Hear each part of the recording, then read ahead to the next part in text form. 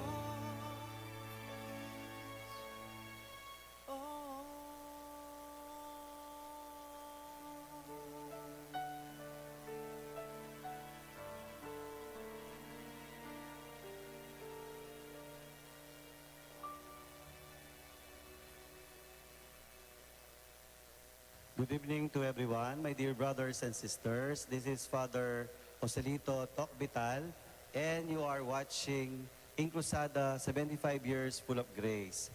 Nagtataka po siguro kayo bakit nag-English po ako at may konting Tagalog. Kasi po yung bisita po natin ngayon, galing po sa Hollywood. Iba po sila. Iba in a way, kasama po natin sila sa Archdiocese, pero syempre, pag sinabi po nating Archdiocese, hindi lang po kaming mga Kapampangan na pare, Kapampangang Laiko, ang mga kasama natin nagtatrabaho.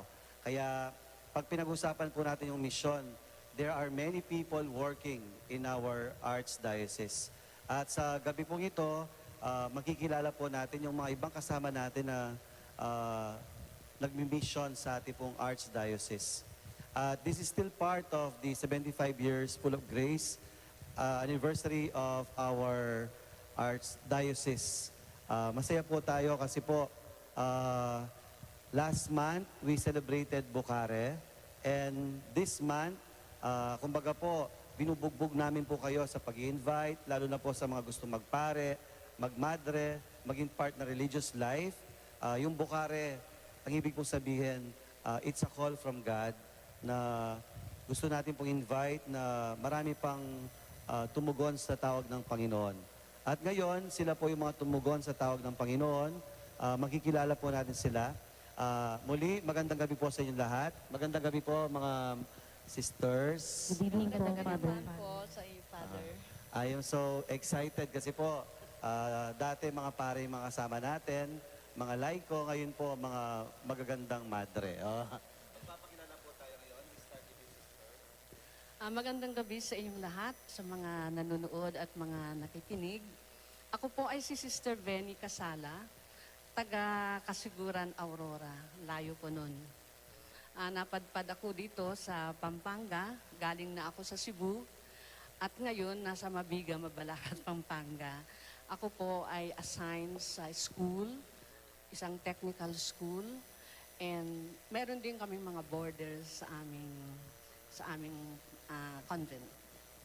Isa pa lang po yan, si Sister Benny. Susunod po, Ako po si Sister Rowena Calado. Kilala po sa pangalan, religious name na Sister Heart. Taga dito po ako sa Pampanga, sa Porac, Pampanga po. Yung congregation po namin, Mary Queen of Heaven Missionaries from Archdiocese of Cebu.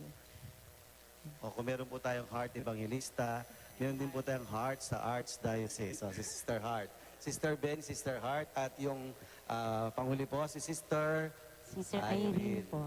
I'm Sister Irene Mangabat, Salesian Sister of St. John Bosco.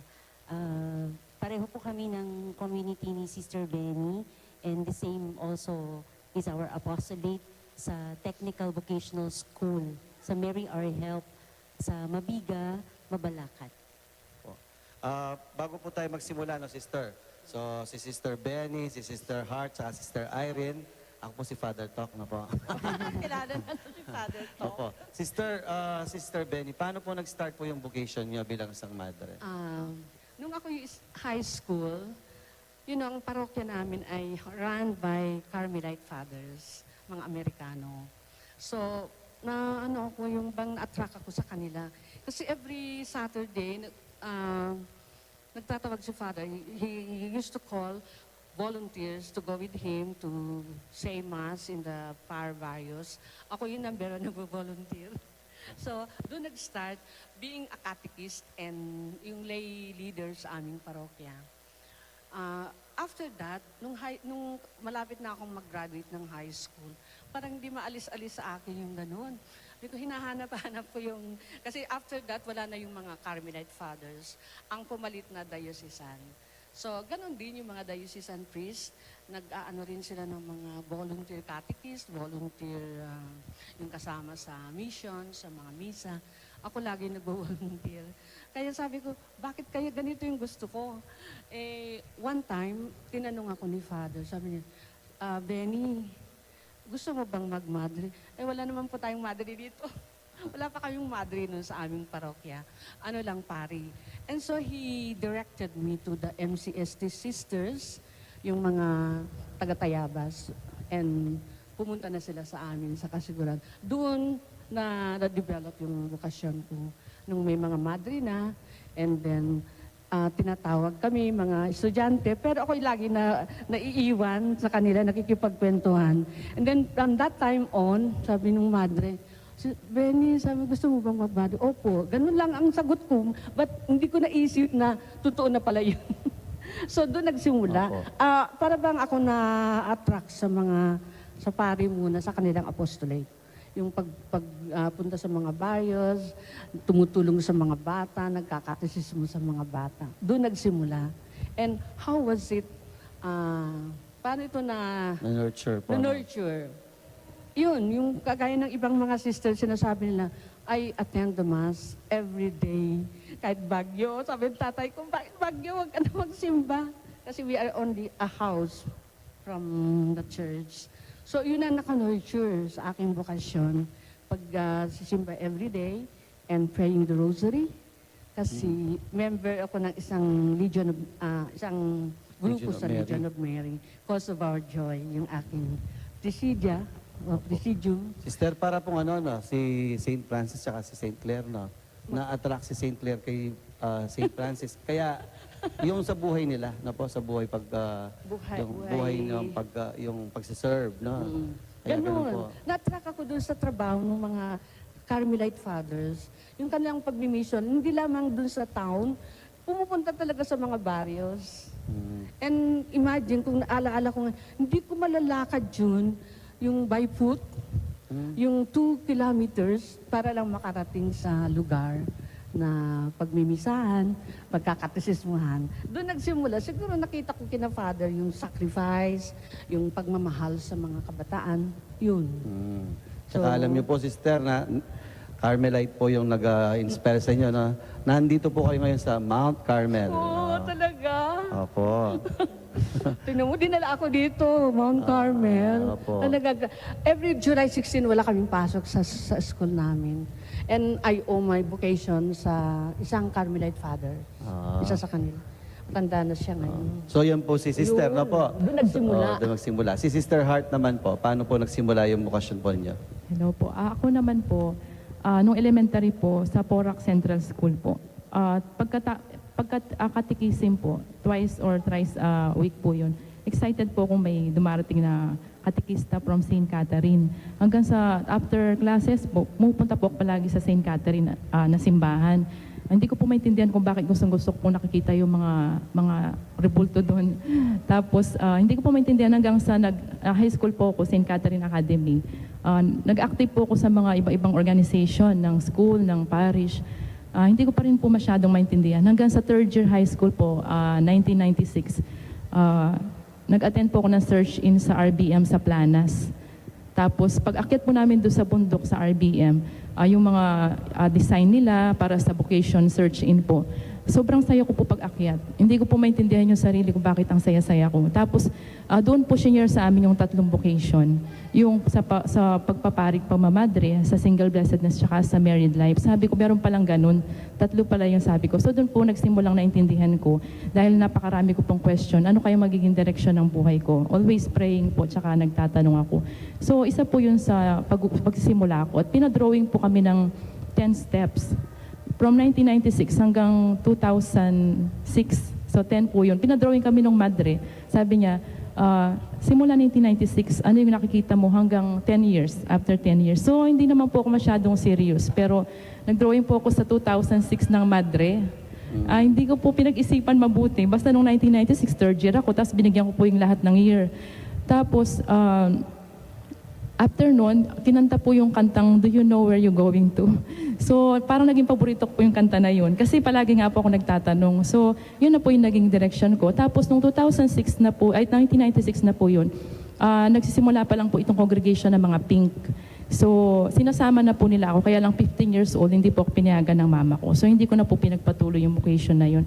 Nung pong, yung RBM, sinabi niya, meron akong kung meron man akong vocation, gusto ko muna pong tumulong sa family ko. Sabi niya, sige, tumulong ka muna sa family mo, tapos ipagpe-pray ka namin, pero mas maganda kung ma-experience mo muna makipag-boyfriend. So, sabi ko, Interesting. Yung mamaya tatanong natin yon. Opo. Yeah, heart. Okay. Yun po, sabi ko, kailangan ba yun? Sabi ko na ganyan. So, yun po yung ano niya. So, after that, nag-isip-isip na rin po ako yung prayer and discernment po yung mga ginawa ko Hanggang before po ako. nakapagmadre na po Hanggang kayo. 2006 po talaga ako pumasok sa congregation ng Mary Queen po. Tapos si Sister Irene. Ako naman po, I am a past pupil of the Salesian Sisters sa isang parochial school sa Sampaloc, Manila. So, bata pa lang ako, kumbaga nilalanghap ko na yung Salesian spirituality doon sa aming parochial school. Actually po, ang may gusto talagang pumasok no, yung best friend ko nung high school. So yaya siya na yaya. Every time, Irene, ano tayo, sama tayo kina sister mag-rosary. Kasi after na class namin, may rosary yung mga sisters, ganyan. Yaya pa rin siya. Oh, novena sa Immaculate Conception every Wednesday, isama ka. So minsan, tumatanggi ako kasi sabi ko, nakong haba naman yan, haba ng dasal, haba ng rosaryo, tapos magmimisa pa tayo, anong oras na tayo makakauwi. So ganun parang kontrabulate ko dun sa, dun sa best friend ko na yon. But I didn't know na yun pala yung way ni God, no, na dinidirect niya pala ako, no. Meron pala siyang tinuturo na way, kakaibang way sa akin. Like any other young girl, iba yung dream ko noon no. Medyo influence ng konti ng experience ko dun sa aming pediatrician nung bata pa ako. Sabi ko, gusto kong maging pediatrician kasi ang bait ng pediatrician namin. Hindi nang i-injection, nagbibigay lang ng tsokolate, ng candy sa bata. So parang na-idolize ko siya, no? And then, yung parents ko naman, syempre, di ba sa ating mga Filipino father, no? Kapag panganay ka, meron silang pangarap sa'yo, no? Tapos yung bang parang after nun, parang kasunod na yung ikaw titingin sa mga kapatid mo, gano'n, no? Pero sa akin, naging iba no? So sabi ko sa parents ko, parang iba naman yata sa akin. Ganun ba talaga yun? Dapat ba talaga susunod yung kung anong gusto ng magulang, susundin lang ng anak? Parang iba yung dream ko para sa akin, no?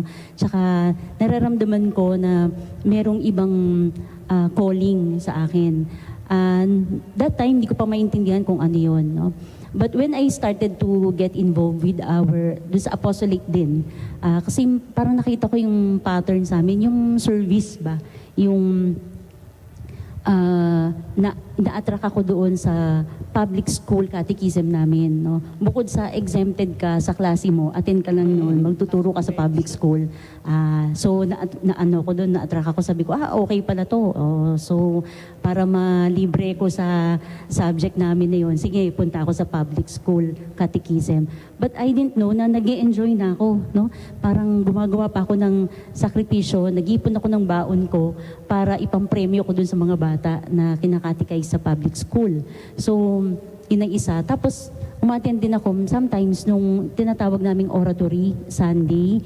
Every Sunday, nagpupunta sa iba't ibang mga barangay. We play with the children, kasama yung sisters, catechists, volunteer catechists, some students na nakipaglaro sa mga bata, nagkakatisismo, nagbibigay ng merienda, ganyan, no? So, unti-unti, sabi ko ba, okay to, masaya pala to, no?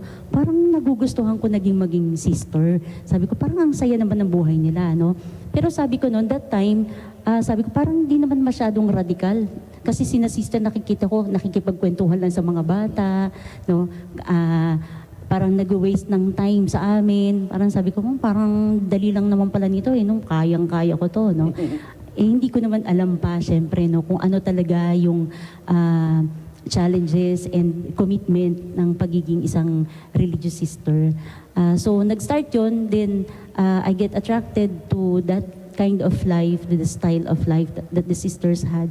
And sabi ko sa parents ko, parang gusto ko nang pumasok right after high school. Sabi nila, hindi pwede. Kasi nga, siguro na i-impluensyahan ka lang ng mga madre na yan, no? Kasi diyan ka na lumaki. Mula kinder hanggang high school, nandiyan ka na. So sabi nila, na-i-impluensyahan ka lang ng mga yan, nakukondisyon ka lang. Why not try 1 year muna, no? Sa labas, mag-aral ka, then you do like any young person would want to experience, no? But of course, sabi ko sa sarili ko, hindi naman kailangan i-experience ko lahat, no? A bit of it only, like attending to parties, mga ganyan, making friends, pero hanggang ganun lang, no? But I still continue to do that apostolate. Then after after a year, sabi ko parang kulang pa rin, may kulang pa rin, no? So I started to ask already, yung why not really try to enter? Parang wala namang mawawala sa akin, no? So even if my parents didn't allow me at first, so sabi nila, ikaw, sige, bahala ka, no? Sabi ko, bahala ako? Sige, di bahala ako. So, yun, nag-ipon ako ng pera din, no? Para din, syempre, sa mga pangangailangan ko pagpasok ng convent. Syempre, may mga pangangailangan, no? Then, I have also felt that divine providence was so much present during those moments na natulungan ako sa pagpasok sa convent at an early age. So, nag 1 year lang ako sa labas, Father, tapos pumasok na ako sa convent. Alam niyo po, kung bibigyan natin ng title yung mga kasama na po natin, si Sister Inspiration. Si Sister naman, Manifestation, no po? Kasi yung stairs, si Sister sa Inspiration sa Carmelite Father. Tapos si Sister naman, parang Redirection, no po? Pero syempre, alam niyo po, yung mga kabataan natin ngayon, habang nanonood sila, nag-iisip din siguro, college graduate po kayo. Ano yung graduate? Ano po yung course muna po bago kayo magmadre? Nung ako po bago magmadre, natapos po ako ng Bachelor of Science in Math Education. Ay, mathematician pa si Sister. Pero nakapagturo po kayo? Yes, nakapagturo ako sa amin, sa Don Bosco Mandaluyong. In fact, doon nagsimula yung decision ko to enter doon sa Don Bosco Mandaluyong. I was a teacher then, and nakita ko yung pari naman doon, talagang kasi mga lalaki doon, Father, doon ako na-attract talaga na nakita ko yung buhay ng mga Salesians doon, very joyful, very welcoming. At saka, I experienced family in Don Bosco, Mandaluyong. So, they introduced me to the Salesian Sisters. Si Sister po, Natapos din po ako ng Bachelor of Computer Science po. Computer Science. Diyos ko, ang hirap pala mga course nila.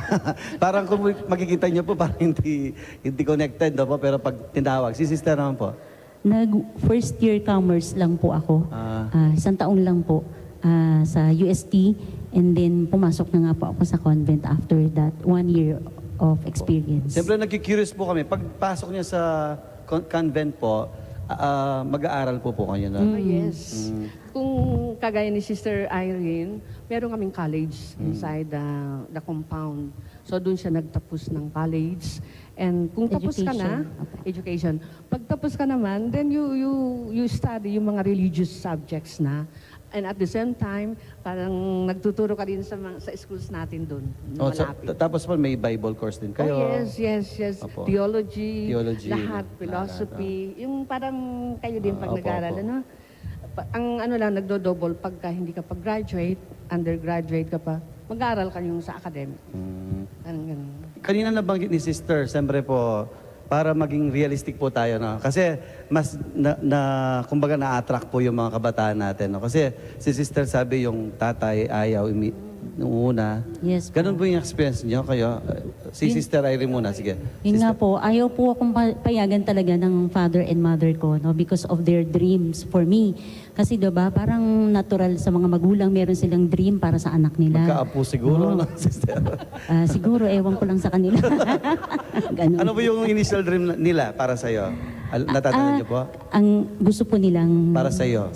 ano po kasi, meron po kasi kaming family business, no? So, iniisip nila, ini-envision nila na ako yung magpapatuloy dun sa business ng family po namin. So, sabi ko, parang hindi ko naman yata yun, gusto, gano'n, no? Although, minsan, nagbabantay ako dun sa aming family business na yun, pagka bakasyon, pag may time, ganyan. Pero kung ako'y tatanungin talaga, parang hindi ko naman yata yung gusto, parang ganyan. Pero paano napapayag yung magulang, Sister? Ano po, napapayag ko sila unti-unti, hindi agad-agad. Kahit nung pumasok ako, ayaw talaga nila no? Kala ko nga hindi ako ihahatid sa Kanlubang, no? Kasi from Manila to Kanlubang, babiyahe ka talaga, no? But then, they accompanied me sa Kanlubang. And then, at first, ayaw talaga nila, no?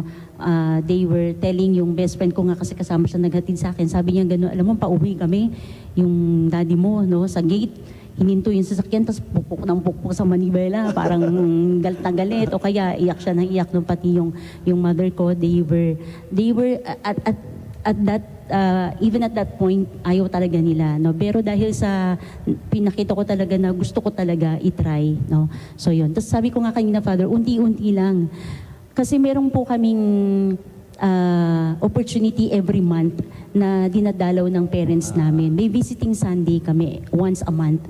So, pagka binibisita nila ako, nakikita nila, masaya ako, no? So, parang doon ko nakita, unti-unti, nang nakita nila na masaya ako doon, naging masaya na rin sila para sa akin, no? So, seeing me happy inside the convent, my parents were encouraged, no, to say yes to the Lord little by little. Oh, si Sister, Manila po kayo, no? Tukalubang, Opo, ganun po? opo. Manila girl. Ngayon po yung sa Porac girl naman, si Sister. Paano papayag yung mga magulang? Ako po, since third year high school, talagang ayaw pong pumayag ng parents ko. Kasi gusto po nila makapag-asawa daw po ako. Kasi kung sino daw pong mag-aalaga sa akin pag matanda na ako. Iniisip Yun po yung yun, inaala no? nila. Baka hindi rin din po ako maging masaya daw po. Paano Kaya- papayag, Sister? After 10 years po, yun nga po, 1996 po, tapos yung 2006, na-establish na po yung congregation namin sa Archdiocese of Cebu at mag-start po ng postulancy. Tinawagan po ako ng Mother Superior. Pagtawag niya po, nagtatrabaho na po ako noon, mga 1 year pa lang po siguro. Tapos sabi, punta ka ng Cebu, mag-start kami ng postulancy. Ngayon, hindi na po ako nagpaalam sa parents ko. Nagdesisyon, hindi po, nagdesisyon na po ako on my own. Kasi 25 na po ako nun. Parang telenovela, no? Yung sasakay ng barko, dadalhin natin yung gamit, tapos... Actually po, Father, nagbarko po ako. Tingnan mo, sister. Pero hindi po ako tumakas. Nagsabi po ako sa kanila, nung naka-resign na po ako ng 1 month na po, nung 1 week na po, napaalis na ako. Yung pasakay ko na po ng barko, July 15 po. Tapos, mabagyo po noon, maulan talaga. Tapos sabi nung nagpaalam po ako sa parents ko 1 week before, sabi ko, magmamadre na ako sa Cebu. May ticket na ako. Wala po silang ginastos. Naghanap po ako ng ko ng ticket. Tapos, hindi po sila kumuibo ng ilang oras. So, nagpa-pray po ako sa mga friends ko. May Marian group po kami. Pagdasal niyo ako kasi hindi kumikibo yung parents ko, sabi ko. Nagdasal po sila. After ilang hours po, nakausap ko ulit yung parents ko. Siguro resulta ng prayer, sabi nila, yan na ba talaga yung decision mo, sabi nila. Kung dyan ka masaya, susuportahan ka namin, sabi nila. So natuwa po kasi merong blessing ng parents. Mahirap po kasi yung walang blessing ng parents. So nung July 15 po, mabagyo po talaga, ayaw nila akong paalisin. Sabi nila, umuulan, bumabagyo, maano ka lang sa pier, may stranded ka lang doon. Madalas po totoong nagkakatotoo po yung sinasabi ng mama ko. Totoo po na stranded po ako ng July 15 doon, ng 2006. At natulog po kami sa pier. Tapos, kinabukasan po, July 16 po, yung pong anniversary ko pagpunta ng Cebu. Very significant din po sa akin ng Our Lady of Mount Carmel. Oo, talagang Mount Carmel lahat. Kasi Opo. ginusto niya po kasi na maging feast day ko or anniversary ko po yung July 16. Pagdating ko po ng Cebu, diretso po kami ng Carmelite for celebration po ng Our Lady of Mount Carmel. Wow. Yun po yung naging ko talaga sa... Si Sister, siguro si Sister, dalawang kamay inalay sa no? Simbahan. Ako naman, all the while, akala ko talaga okay sa mother ko, sa father ko. But when I decided na ang date ng entrance ko ay 3rd Sunday of June, biglang umayaw yung father ko. Hindi, sabi niya. Hindi pwede, sabi niya gano'n. Ang panganay mong kapatid, teacher, tapos ikaw ang papalit sa kanya. Parang gano'n, principal. Hindi ka pwedeng pumasok. Ako naka-decide na nun. So, after some weeks, napapayag din kasi kinausap pa siya nung pari, kinausapan niya, ni-explain, pumayag. So, inihatid na ako sa Kanlubang. Nung nakita niya, masaya naman ako sa Kanlubang, tinawag niya ako doon sa may chapel. Ano bang naisipan mong pumasok dito? Walang tao, tahimik, malungkot. Sabi ko naman sa kanya, hindi ho. Sabi ko, talagang decided na ako. Sige, bahala ka. Kung gusto mo dito, okay. After a week, visiting Sunday, last Sunday, dumating sila doon. Nakita, ang saya-saya pala dito, no? Kaya lang, nakita kita siya, karga ng mga upuan, up and down, kasi ganun kami, pagka visiting Sunday, tutulong ka. Anong pinaggagawa niyo? Hindi ka ba napapagod yan? Ganun, nakikita niyo yung difficulty. Pero, later on, na-realize niya, ito talaga yung gusto ni Benny. So, diyan ka na, sabi niya ganun. After some weeks lang, parang naging kalma na siya, and then, I asked my mother, kumusta naman? Sabi ko yung matanda natin dyan na ayaw. Hindi, gustong-gusto, masaya na siya. So, from then on, sabi ko, galing pala, pag pinagdadasal din, mother ko kasi siya yung talagang prayer warrior sa bahay, lahat. Pinagdasal ko yung tatay mo para talaga maging kalma siya at maging free na, ganun. So, I was so happy na kahit na sa beginning ayaw, napapayag din kasi nakita naman niya na siguro, na-realize niya, wala namang di-decide para kay Benny, siya lang talaga. Kasi at that time, nagkapagturo na ako. Mga sisters, yung pong, meron pong at some point na parang ayaw nyo na, yung, siyempre nasa loob po kayo, no? Kasi I understand, step by step din po, no? Kunwari kayo po, nakapag-perpetual vow na po kayo. Si sister, nakapag-perpetual na po. Yes po, yes po. Pag perpetual, ibig sabihin yung doon na po, no? Pero pwede ka pa rin lumabas, ganun po? Actually po sa amin, yung tinatawag na may first profession, no? After years of formation, aspirantate, postulancy, novitiate. After the novitiate comes yung first year of profession mo. You'll be given 6 to 9 years to decide to think talaga ba forever. Haba pala, No? O sister. parang ganun din sa papari din. pangpapari din, no, Father. So 6 to 9 years to really decide and really to owe your decision to live as a religious forever. No? May forever. So yun, after ng 6 to 9 years comes yung perpetual profession nga na tinatawag Perpetual natin. vow. Oo, perpetual vow. And then, of course, after perpetual vow, so doon ka na, no? You look forward to your 25th anniversary, to your 50th anniversary, o kung kaya pa ng mga buto-buto mo, the 75th. Yung gano'n, no? So, yun, you move forward. Ganun po yung aming... Pero yung Father, po, if yung... I may answer Opo. your, yung meron bang question. time na kahit perpetually profess ka na, meron ding nagdi-decide na, parang hindi ako para dito. opo.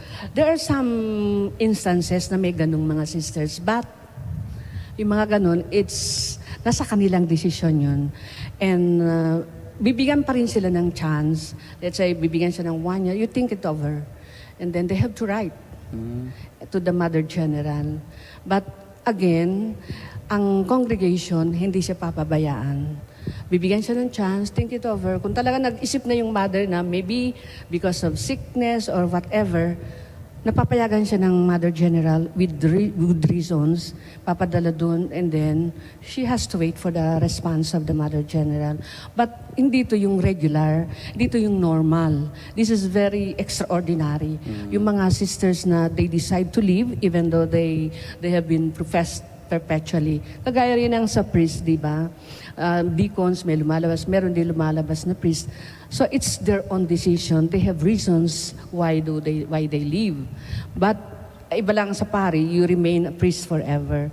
But the functions, you lose the function if ever na gano'n na lumabas. Pero sa amin, merong mga kaunting instances na gano'n. And I think in all congregations, may mga instances na they really go. Opo. Sister, Valid yung, reasons. yung ibang madre, pag pumapasok, lalo na pag may vow, minsan nagpapalit ng name. Kayo po hindi? Hindi po. Hindi Sa po. amin po, yung name pa rin Si namin. Irene talaga po, si Sister yes, Irene. Po, Si Sister Benny. Pero Sister, ano po yung, meron pong meaning yung pagpapalit ng pangalan? Ano po, ako po, Rowena Calado, no? Nagkaroon po ako ng devotion since bata pa po ko sa Two Hearts, sa Immaculate Heart. So kami po yung pumili din nung name po. So dahil yung devotion ko po sa Immaculate Heart, kaya naging Sister Heart. Sister Heart. Sister Heart. Naisip ko po, sa kaya yung devotion ko para si Saint Joseph. Kapangalan ko Saint naman Teresa. Saint Teresa. Si Little Sister. flower. Meron, di ba sa congregation yung po ninyo, salisyan po kayo na Sister na? Yes. Salisyan tapos si Sister. Mary PUN. Queen of Heaven, missionary. Mary Queen of Heaven. Missionary. Sa salisyan po, ano po yung pinaka-charism nila po? Education of the young, especially the poorest. So yun talaga. Makikita mo yung aming mga apostolate nasa boarding house, nasa youth center, nasa yung underprivileged, yung mga traffic girls, yung mga ganyan. Sa skills, sa vocational. Girls po sila? Yes. Tapos, attached po to sa Don Bosco? Kasi Isa lang salesian isang charism naman, but the way we discharge the experience, iba. Pang lalaki sila, pang babae kami. Pero pareho yun kay Don Bosco galing. Education of the poor young. So, sino po yung, kumbaga, yung pinaka-saint po ng Salesian? Don Bosco. Don Bosco Don pa rin Bosco po. po. Saint Wala John pong female version. Co-foundress po namin, Sa si girl. Saint Mary Domenica Mazzarello. Kala po yung Mary Help of Christian. Iba pa po. Si Mary Help of Christ, yan ang ano ni Don Bosco. Siya yung parang nanay niya. Yan ang nag push kay Don Bosco to serve, to help the young. Nag-appear sa dream ni Opo, Don no. Bosco. The dream at 9, no? So, kaya very close si Don Bosco and Mother Mazzarello kay Mama Mary. Mary Help of Christians. Kaya yung gratitude niya kay Mama Mary sa mga tulong sa kanya nung pari pa siya, he put up big church in Turin, pinangalanan niyang katedral mo. Ano nga yung tawag doon? Mary Help of Christians Mary sa Help of- Turin. And ang ano niya doon, I'm going to put up my gratitude to the Blessed Mother. Kami yun, Monument of Gratitude, the Daughters of Mary Help of Christians, to the Blessed Mother. Sister Irene, yung, di ba yung postulate po niya sa mga kabataan, no po? Ano po yung pinaka-memorable niyo sa postulate niyo? Actually po sa mga pinupuntahan kong mga houses na may apostolate sa young people, whether sa mga poorest of the poor, and then yung iba naman sa, syempre yung pagka sa school na, no, yung sa basic ed, medyo middle class sila. Siguro po yung ano to, yung na-assign ako sa Tondo. No, first year of assignment ko po doon, no, so the poorest of the poor. Poor po sila in many aspects, hindi lang materially poor, no? So marami pa silang kinds ng poverty, no, they experience. Very challenging po 'yun sa akin kasi syempre kumbaga akala ko po kasi yun actually yung when I had my first profession, sabi ko kay Jesus, no, sabi ko sa kanya, Jesus, kahit saan mo ko i-assign, no? Pero wag lang sa Tondo, ha? Kasi parang hindi pa ako ready doon. Abay, doon ako nilagay. Yung pa yung naging first year of apostolate ko, no? But then, siguro nga, no, because He wanted me to love this poor youth in their poverty, no? So, yung po yung naging challenging din sa akin, no? To give my all to these poor young people, no? But then in experience ko doon, yung sa poverty nila, they enrich me in many ways. No? Yun po. Si Sister Heart, from Cebu, bakit nabalik po kayo ulit dito sa Pampanga? Na-assign na po ako sa iba-ibang area po ng mission area po namin like Samar, Bicol, minsan sa Iloilo, sa Visayas po, sa Cebu. Tapos 2010 po, Pasig po. Tapos pupunta rin po kami dito sa Pampanga nung si Bishop Aniceto pa po. Tapos nag-open po kami dito nag-extend po kami ng ministry. So ako naman po yung na-assign dito. Ano po yung pinaka-postulate niyo ngayon po, Sister? Bali, yung karisim po kasi namin, Christ the Good Shepherd, looking for the lost sheep. Meron po siyang picture na gano'n na inaabot po yung lost sheep. Yung represents po the lost, the last, and the least. So nandun po yung mga biktima ng abuse, trafficking, and prostitution po. So kami po yung mga sisters na inalaw na mag-civilian or parang susut ng dalaga sa gabi or sa hapon. Hindi pala yun. Pag pupunta po kami sa mga beer house, mga bar po. Nakapalda po kami, tapos naka-mission cross, namimigay po kami ng rosaries and scapular sa mga girls po. Tapos nakikipagkaibigan. Yung pong gustong magbagong buhay, pag inaalaw po kami ng manager, kinakausap po namin sila. Yung gusto po magbagong buhay, doon po namin ino-offer yung shelter namin, yung rehabilitation center namin na maka-accommodate ng 150 girls po. Tapos libre po sila lahat doon. Hindi po mahirap yun, Sister, kasi you disguise. Tapos, Opo. paano natin mako-convince na po? Wala po yung memorable na experience? Medyo mahirap po kasi pero po kami mga sisters and mission partners po na sinasama. Nung hindi pa po namin masyadong alam yung ginagawa, kumbaga, first time mga ganyan, Meron po mga customer na napapalo po yung puwit ng madre or ng mission partner. Pero through the years po, na may learning po na alam na po namin kung anong oras nandyan yung customer, alam namin kung kailan sila nagbibihis. So during sa time na kumakain sila tsaka nagbibihis, yun po yung pinupuntahan namin na time para wala pong customer. Although nagkakaroon po kami ng prayer of cleansing and shielding before po pumasok dyan, alam po namin na protected kami sa angels and saints, especially ni Saint Michael po. Pag pumapasok kami dyan, yun po, yung nagpapalakas ng loob namin pag pumapasok kami sa mga ganyan. Siguro po nagtatanong po kayo bakit po part sila ng Archdiocese of San Fernando. Siyempre, hindi lang po kami mga dayosisa na nagtatrabaho, pati rin po sila, kaagapay po natin sila. Sister, can you talk about the association? Yes, the Pampanga Association of Religious in the Archdiocese of San Fernando, PARAS ang tawag namin. We were reorganized 3 years ago kasi nag-pandemic by a certain priest assigned by the bishop. And so when we were organized, we met the bishop and the bishop gave us the mandate to work and to help the parishes where we belong. Yun ang kaya, merong mandate na gano'n na tulungan nyo yung mga where you are.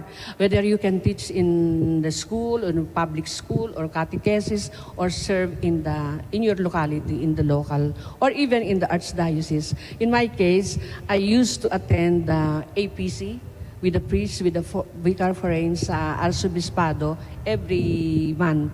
Yun ang maitulong namin. I report, I share whatever we have in the association.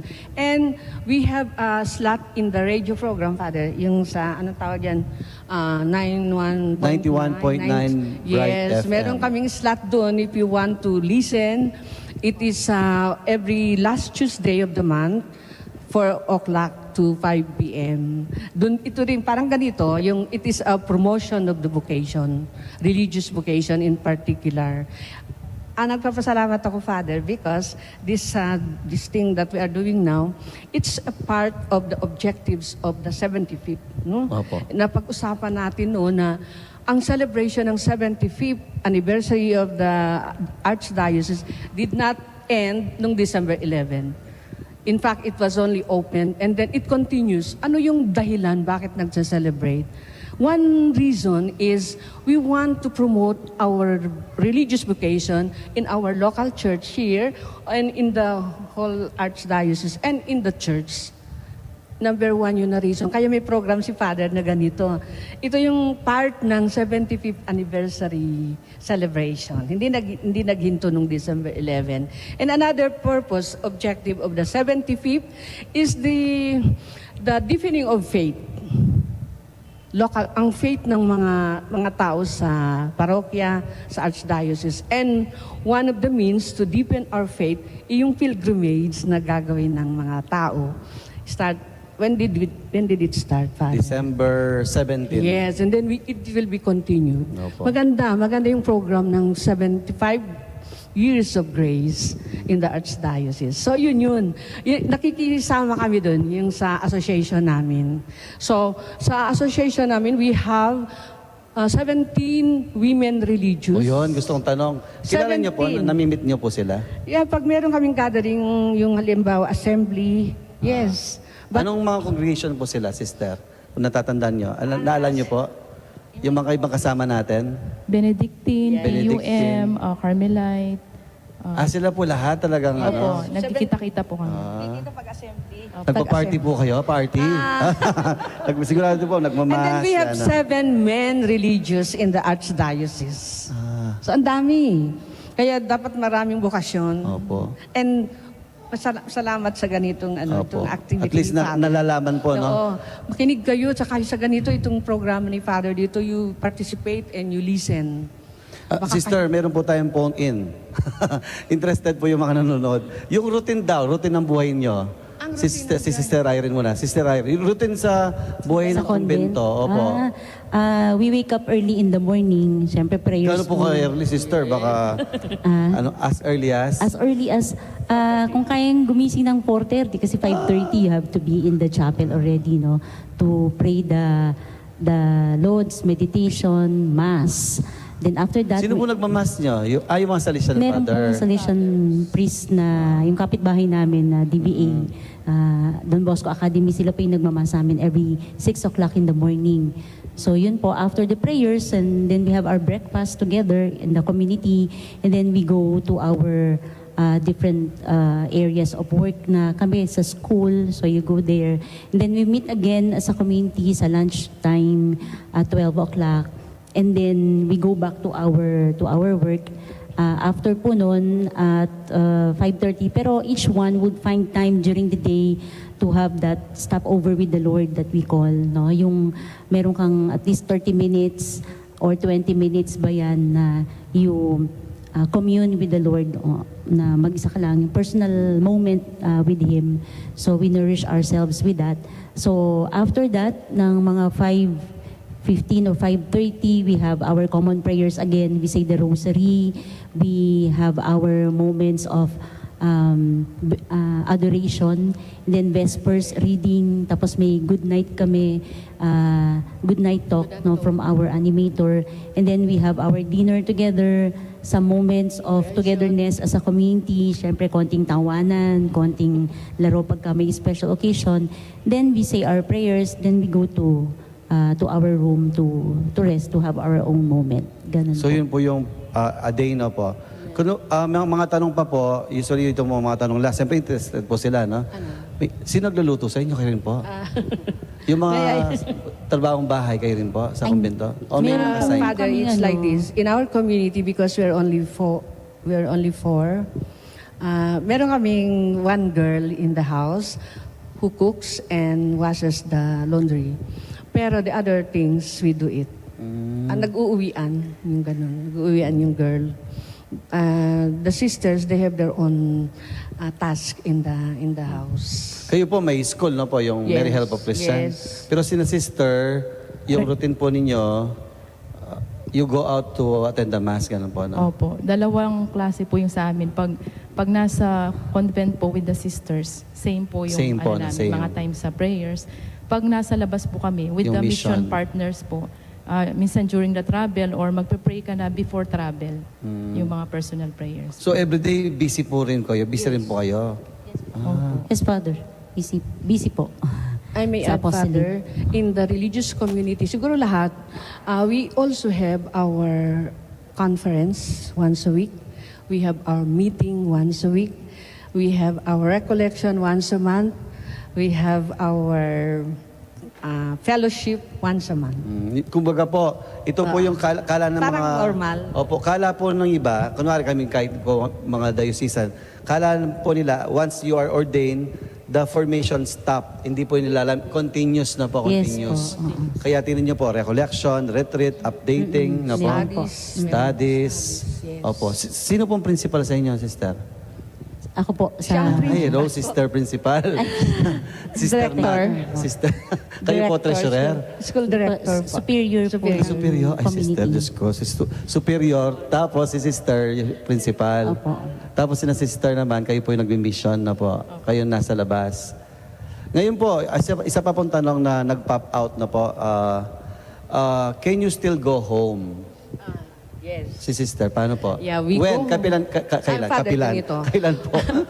Once a year, we have 7 days or 5 days home visit. It's after Christmas, December 26. And doon then, pag may emergency, may sakit si mama, si papa, emergency, you are allowed to go home to take care. Kaya ganun, hindi naman ganun kahigpit, no? Lalo na when it comes to your parents, na kailangan nila may mag-alaga, then you can go home. So December 26, after Christmas. Bakasyon kami noon. Pares lang pala tayo. Eh. Well, talaga. Then we come back January 2. Hanggang January 3 lang po yun. January 3 lang po kayo. January 3, we go back to our communities po. Parang 1 week lang yun eh. 1 week lang po yun. Pero nakikurious lang po ako na siyempre iba pa rin po yung buhay namin, buhay ninyo. Kami po kasi we are with the people eh. Kayo, there's still limit na po na nasa kumbento pa rin. Pero may mga bagay na namimiss pa kayong ginagawa outside nung dalaga pa kayo, dalaga pa lang hanggang ngayon. Yung nasa outside world. yung nasa secular world po kayo, wala naman. Ang ano Same namin lang po, talaga, same lang po Father, talaga, no? we are in the world, but we are not for the world. Ibig sabihin, Amen. we meet all these people, past pupils. Pero when we are home, when we are in the convent, we feel one community, one family. Kaya wala ka naman ma-miss. Kasi during the day, kasama mo yung mga lay, mga bata, something like that. We go fellowship sa schools, may mga outing, kasama rin kami dun.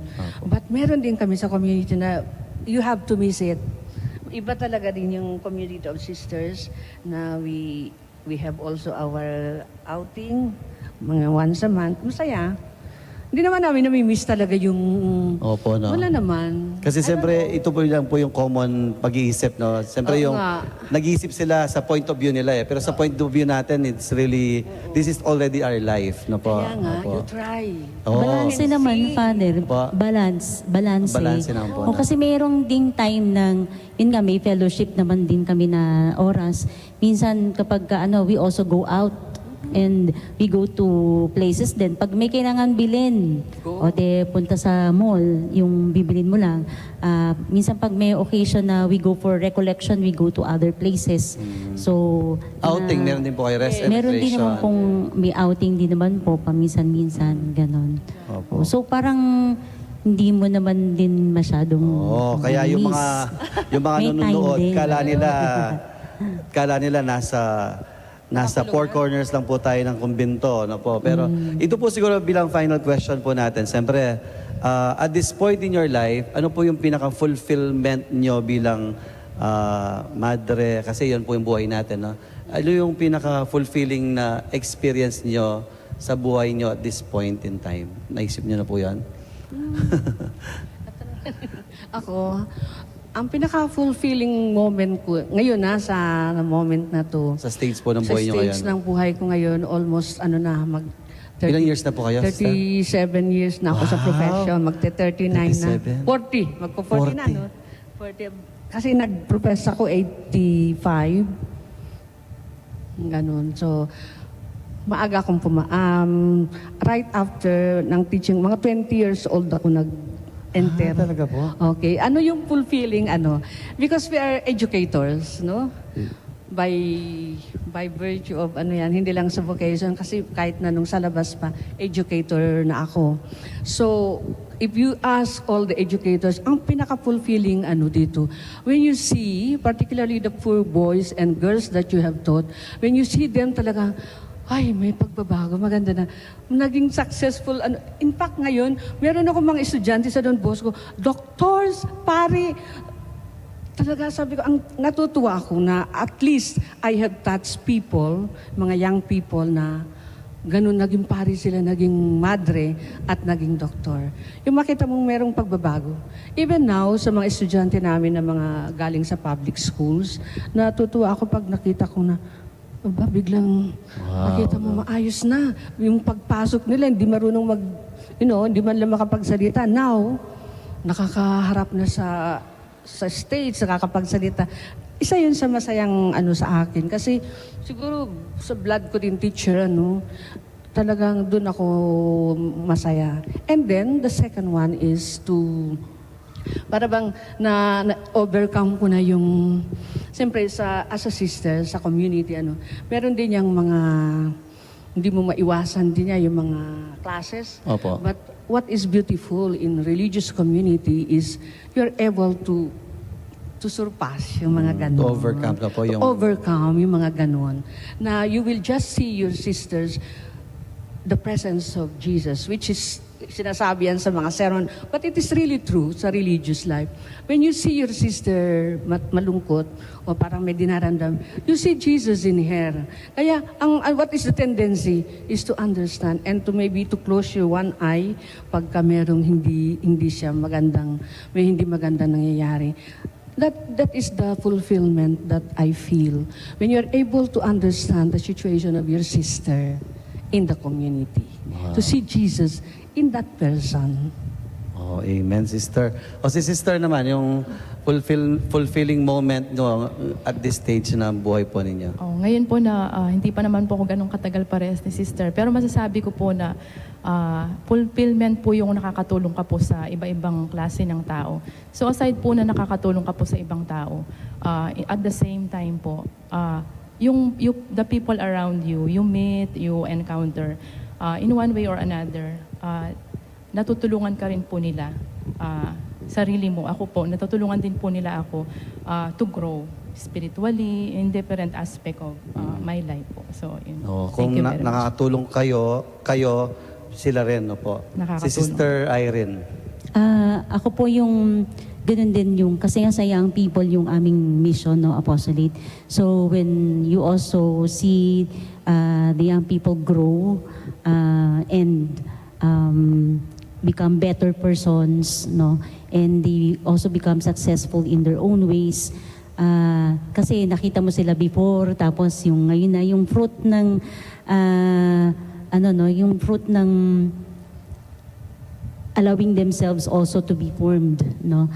Yung growth nila, yung pagbabago nila. So, nakaka-fulfilled din po yun, no? Hindi ba yung parang pag wala ka na, yung parang gano'n, no? But kung ano na sila ngayon, no? After that experience. Then another one, yung pong, yung fulfillment sa akin, yung I also grow in my relationship with Him, with Jesus, no? Yung the experience of God's fidelity throughout the years na ups and downs ng religious life. Pero nakikita mo yung the presence of Jesus, nag-grow din yung relationship sa Kanya na it becomes more meaningful kahit na minsan may time na masasabi, ano ba itong pinasok ko? Parang gano'n, no? Pero yung fulfillment na the Lord is there, no? It is really true that when He said, I am with you always, no? I think that's one of the fulfillment na that I'm happy that the Lord made me or makes me feel that whatever happens, no? I chose, it is not you who chose me, but I chose you, no? So yung ganong fulfillment ba na hindi dahil sa pinagpalit ko siya sa maraming mga bagay or what, pinagpalit ko yung maraming bagay pala baliktad sa kanya, no? So yung ganun din, no? Yung the experience of that and experiencing God's presence also with the people that He sends along the journey. Of course, the sisters, the lay collaborators, and many other people na sined niya na sa buhay na kung saan kanya inilagay. So, Kasama siya. Sister, we are so happy that you are part of the Archdiocese. So, sa ngalan po ng ating mahal na Archbishop, si Bishop Dong, you are always welcome in the Archdiocese and you will always be part of the mission. Kaya, I'd like to give you this image of Our Lady. Yan po yung... Salamat po. Wow. Opo. Yan po yung symbol na you are serving in the Archdiocese of San Fernando. Ngayon po, isa po sa mga mission po ng 75 years is to invite everyone to at least try, no po, yung buhay pagpapare, buhay pagmamadre, religious life. That's why pwede pa po kayo makahabol. Lahat po ng mga kalalakihan dyan, graduate ng grade 6, grade 10, grade 12, o yung nasa college pero hindi pa rin po sure. Every Saturdays po ng March, makakahabol pa po kayo sa seminary. Ngayon po, mabilisan lang po, sister. Kung gusto na pumasok sa inyo po, how they can contact you? Paano po? They can contact us sa Mary Our Help Technical Institute for Women, Mabiga, Mabalacat, Pampanga. Ang lapit lang pala, Mabiga. Malapit lang. Opo. Si sister naman, saan po kayo? Yung gusto magmadre, itry. Nandito po kami sa Apalit, Florida Blanca, Pampanga po. Opo. Tapos sa iba-ibang parishes po ng Pampanga, pumupunta po kami at nagpapakilala sa mga simbahan. Pero sa Cebu, ano po yung contact number? Yun yung mga... Hanggang Cebu po, nakakarating Opo, problema natin. Meron po kaming website, www.mqhm.org. Pwede po nilang i-search yun, para nandun po lahat ng information. Alam niyo po, napaka-iksi po ng time natin, pero nabitin po ako. Sana po paano ko kayo i-convince? Marami pong klaseng buhay na pwede natin pasukin. Ako po, pagpapare, sina sister, pagmamadre. Marami pong option. Kung minsan, lahat po tayo tinatawag ng Panginoon. Iba-iba lang po yung paraan ng Panginoon. Malay niyo po, isa sa mga kasama naming staff dito, magpare. Yung director po namin, magpapare. Yes, let's pray. Pinagdarasal po siya ng vicariate priest na papasok siya.